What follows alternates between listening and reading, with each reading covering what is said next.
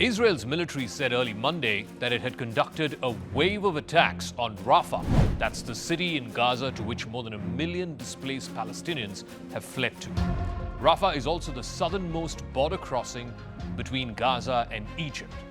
At about 3 a.m. local time, the Israeli military said on its Telegram channel that its strikes were on quality targets and it went on for 3 hours. Images and videos on social media, which could not be immediately verified, showed injured people as well as damage to buildings. News outlets in Israel reported deadly attacks on 2 mosques inside Rafah city. Eyewitnesses also said that injured people were being seen taken to the Kuwait hospital right in the heart of Rafah city.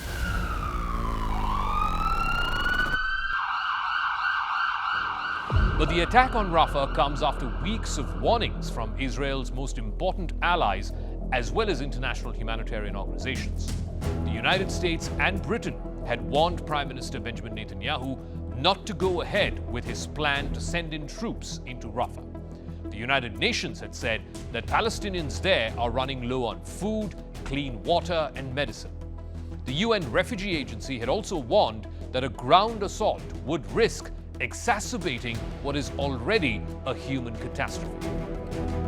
Prime Minister Netanyahu promised over the weekend to offer Palestinians safe passage to the northern areas of Gaza before the planned ground invasion. But no such mass evacuation was reported just hours before the bombing assault began on Rafah. Netanyahu said that Israel had no choice but to finish its assault on Hamas. His contention is that some of Hamas's top leaders and even some of their military commanders who were behind the October 7th terror attack are hiding amongst civilians inside Rafah. The United Nations and other aid groups have said that people in Rafah have nowhere else to go. Many of the over 1 million people who are packed into Rafah have already been forced to leave their homes at least once to escape Israeli attacks since the start of this war. President Joe Biden of the US had warned Prime Minister Netanyahu that a ground offensive in southern Gaza should not proceed without an explicit plan to protect the civilian population that's been clustered there. More than 1.4 million people are cramped into a city that is no more than 20 square miles in area. There have been various signs in the last few days of growing frustration by the White House over rising civilian deaths in Israel's military assault. Both Biden and Bibi spoke over the phone on Sunday, and according to officials who were present during the call, it was a stormy affair.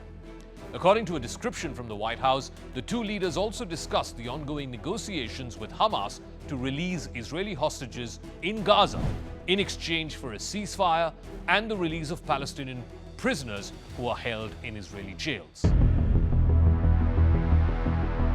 Last week, Netanyahu had bluntly rejected, he called it ludicrous, a response from Hamas in the negotiations that called for Israel to withdraw from Gaza. It also asked for the freeing of Palestinian prisoners in exchange for the release of more than 100 Israeli hostages who are still in captivity in Gaza.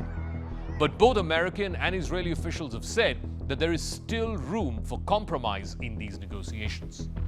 Netanyahu's office said it would be impossible to realize Israel's goal of smashing Hamas without destroying the group's 4 battalions that are inside Rafah on the border with Egypt.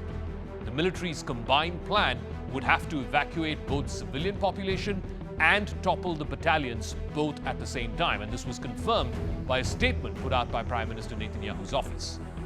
That statement further goes on to say that any forceful action in Rafah would require the evacuation of the civilian population from combat zones. President Biden issued some of his sharpest criticism of Israel's conduct in the war. He called Israel's response over the top. He also added that starvation, suffering, and the killing of civilians had got to stop. His criticism, which dominated Israeli news headlines, revealed growing frustration between Biden and Netanyahu as the death toll in Gaza has gone upwards of 27,000. In fact, Biden and Bibi have had a stormy relationship for over 30 years, from the time that Biden used to head the Senate Foreign Relations Committee back in the 80s and 90s. But things have not been as bad as they are in the last few months since the start of this war. About 1.4 million Palestinians are sheltering in Rafah after the Israeli military invaded Gaza. Before the Israeli assault, the IDF had ordered people in Gaza to evacuate from the northern and central sections of the Strip and instead go south. Many of them ended up in Rafah. Many people, in fact, have moved multiple times over the last 4 months. For a large chunk of the embattled population there, they say that finding enough food, water, and medicine has become a daily struggle. Back on Friday, the UNICEF warned against any escalation in Rafah, where according to UNICEF estimates, more than 600,000 children and their families are currently displaced. Thousands more could die in the violence or simply by lack of essential services and further disruption of humanitarian assistance. This was a statement put out by the agency's executive director, Catherine Russell. A major challenge for Israeli forces will be how to move civilians who have crowded into the city out of harm's way and yet carry out their military objectives. Many Gazans had fled to Rafah on instructions from the Israeli military to avoid fighting in the northern part of the Strip. In the last week, there's been a chorus of international leaders who have expressed concerns that the people there simply have nowhere else to go. The prospect of an assault on Rafah was already creating tensions with Egypt. Egypt is the country which is the nearest border point on the south side of Gaza. The Egyptian side fears that a full-fledged assault by Israel will result in a destabilizing influx of Palestinian refugees across its border. Egypt has been loath to accept any new Palestinian refugees into its borders. Egypt also is an important strategic partner for Israel. It has played a key role in negotiations between Israel and Hamas with the aim of the release of more Israeli hostages who are held by Hamas. The Biden administration has also raised concerns over fighting during the Muslim holy month of Ramadan. An attack during Ramadan, which is expected to start on the 10th of March, though the exact timing depends on when the moon is sighted over Mecca, the holiest place for Muslims, it could be viewed as particularly provocative if Israel were to carry out a full-fledged attack, both air and ground assault on Rafah during the month of Ramadan. That would be provocative to Muslims both in the region and around the world. But some Israeli officials have dismissed those concerns.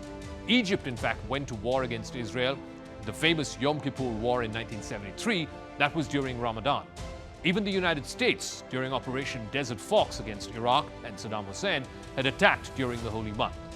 But one thing is clear, the pressure on Israel to curb civilian casualties will only increase manifold once the Rafah operation goes into full swing.